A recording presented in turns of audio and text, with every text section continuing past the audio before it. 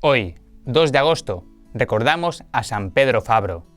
Nació el 13 de abril de 1506 en Villaret, Saboya, en la familia Fabro o Fabre, como también se le conoce. Murió 40 años después en Roma. De joven fue ovejero, aprovechando los domingos para impartir la catequesis a personas menores que él. Era muy estudioso, aprovechando el tiempo para leer. Su educación corrió a cargo de un sacerdote en Tones y posteriormente estudió en un colegio vecino.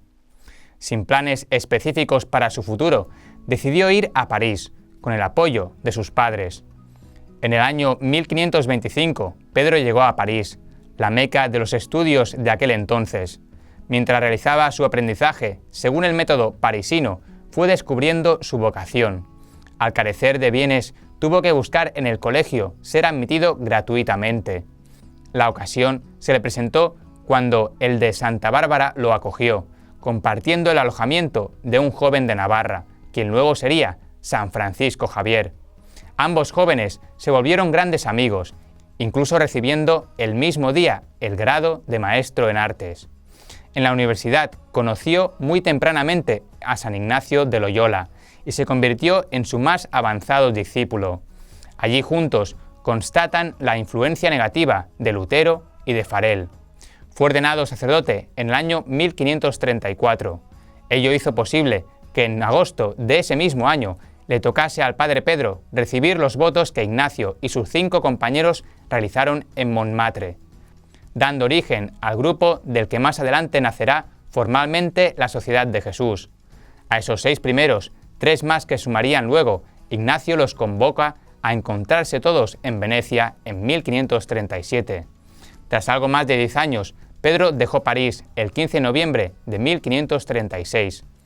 Después de Ignacio, a quienes todos veían como el líder, Pedro Fabro era considerado como los demás como el más eminente del grupo, como quien mejor había asimilado las ideas de San Ignacio. Se hacía estimar de tal manera por sus profundos conocimientos, su gentileza y por la influencia que ejercía sobre las almas. Mantendrá este lugar de aprecio general durante los años, al punto que en 1541, al elegir superior de la naciente compañía, San Francisco Javier y Simón Rodríguez, el fundador en Portugal, pusieron en su voto: Ignacio, y si no se pudiese, Pedro Fabro. Del mismo parecer eran los demás, empezando por Diego Laínez, quienes consideraban a Fabro como el más maduro y aventajado discípulo de Ignacio, y pensaban que cuando el momento llegase lo debería suceder como prepósito general de la naciente orden. Tras ver frustrado el viaje que deseaban realizar a Tierra Santa y radicarse en Roma, Fabro fue enviado a una Alemania dividida para participar en la Dieta de Worms, en 1540.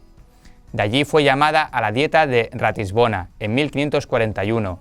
Fabro ha revelado en sus cartas su impresión negativa sobre las ruinas que el protestantismo había producido en Alemania y por el estado de decadencia del catolicismo. Llegó a la convicción que el remedio no estaba en discusiones, sino más bien en una reforma radical de los fieles, en especial el clero. Con gentileza trabajó arduamente en Ratisbona, Espira, Maguncia e incluso Colonia. Polemizaba, predicaba los ejercicios espirituales y se acercaba a los príncipes, prelados y sacerdotes, impresionando a todos por su optimismo ante las adversidades y por la eficacia del apostolado que realizaba incansablemente, horrorizado ante la desolación religiosa que encontraba en tantos lugares.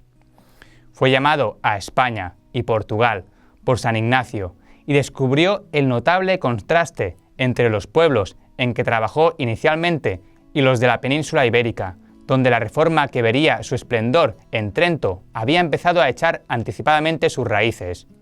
Fabro era un hombre de incansable actividad, por lo que se le considera testigo del lema que otro discípulo de Ignacio había acuñado: contemplativo en la acción. En España conoció a San Francisco de Borja, quien quedó sumamente impresionado por la personalidad del joven sacerdote.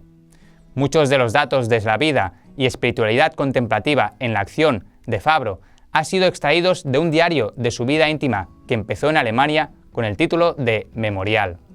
Volvería a Alemania unos meses después, donde conocería a un joven, Pedro Canisio, quien luego habría de ser un gran santo y apóstol del mundo germánico. Allí reanudó su trabajo espiritual y catequético, trabajando en especial con los jóvenes, buscando despertar las vocaciones que descubría. El arzobispo de Colonia estaba ya atraído por el luteranismo, que más adelante abrazaría completamente. Fabro trabajó muy intensamente en Colonia, antes de marchar brevemente a Lovaina, en Bélgica, donde trabajó con la juventud. También logró que se despertasen muchas vocaciones. Después volvió a Colonia, donde mantuvo una actitud muy enérgica contra los errores que amenazaban la fe y se multiplicó para procurar extirparlos. Algunos lo llaman el apóstol de Colonia. Tras esas peripecias como defensor de la fe, retornó a la península ibérica, a Portugal y después a España, donde permaneció en las cortes de ambos países. En todos los lugares que visitaba, procuraba predicar, dar catequesis y despertar las vocaciones al sacerdocio y a la vida religiosa que encontraba dormidas. Agotado físicamente por las polémicas contra los adversarios de la fe y por un apostolado tan intenso y en diversos países, con la invitación de ir al Concilio de Trento como delegado de la sede apostólica, a los 40 años llegó enfermo a unas fiebres a Roma, el 17 de julio de 1546, para morir cerca de San Ignacio.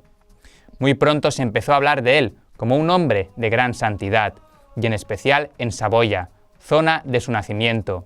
Se desarrolló un culto que poco a poco se fue extendiendo. El Papa Pío IX decretó el 5 de septiembre de 1872 la confirmación de dicho culto como beato. El 17 de diciembre del año 2013, el Papa Francisco, con su autoridad de pontífice, inscribió en el libro de los santos al sacerdote jesuita Pedro Fabro.